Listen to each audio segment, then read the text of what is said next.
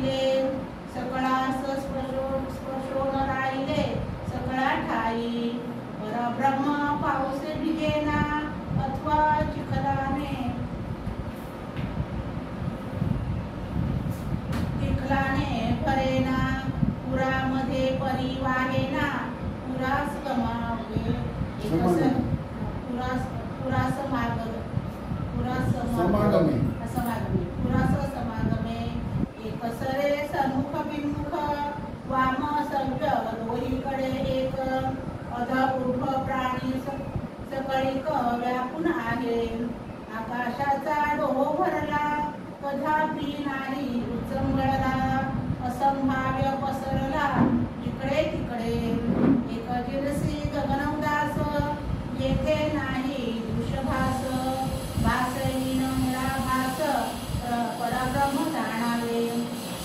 साधू महानुभावा देव दानव मानवा परब्रह्म सगळात विसावा विश्रांती ठावन कोणीकडे शेवटास जावे कोणीकडे काय पहावे असंभाव्य ते नेमावे काय म्हणोनी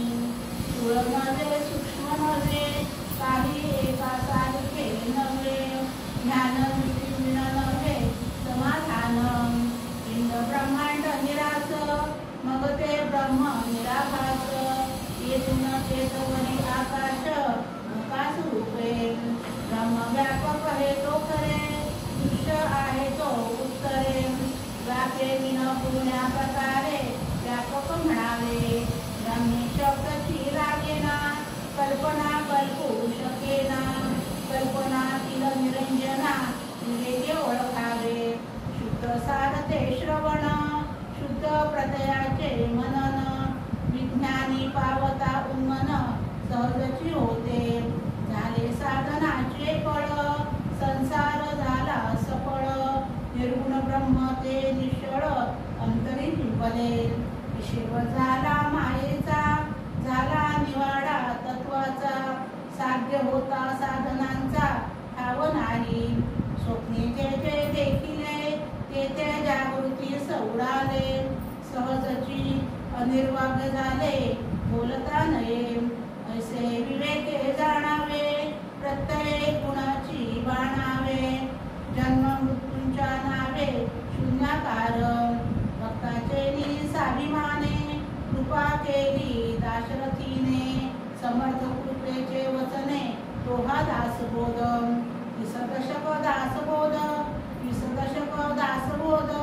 श्रवणाद्वारे घेता शोध मनन करत्यास विशद परमार्थ होतो विसदशक 200 समास साधके पहावे सावकाश विवरता विशेष विशेष कळो लागे ग्रंथाचे करावे स्तवन स्तवनाचे काय प्रयोजन येथे प्रत्ययास कारण प्रत्यय पहावा देह तत्व पंचभूतांचा करता आज्ञा तेथीचा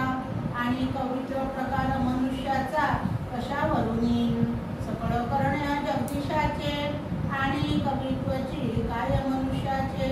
ऐसा अप्रमाण बोलण्याचे काय घ्यावे सकळ देहाचा झाडा झाला तत्व समुदाय उडाला तेथे कोण्या पदार्थाला आपले म्हणावे ऐसी ही विवेकाची कामे उगेची भ्रमो नये भ्रमे जगदीश्वरे अनुक्रमे सकळ केले इति श्री दासबोधे गुरुशिष्य संवादे विशती दशके विमल ब्रह्मनिरूपण दशमा समास.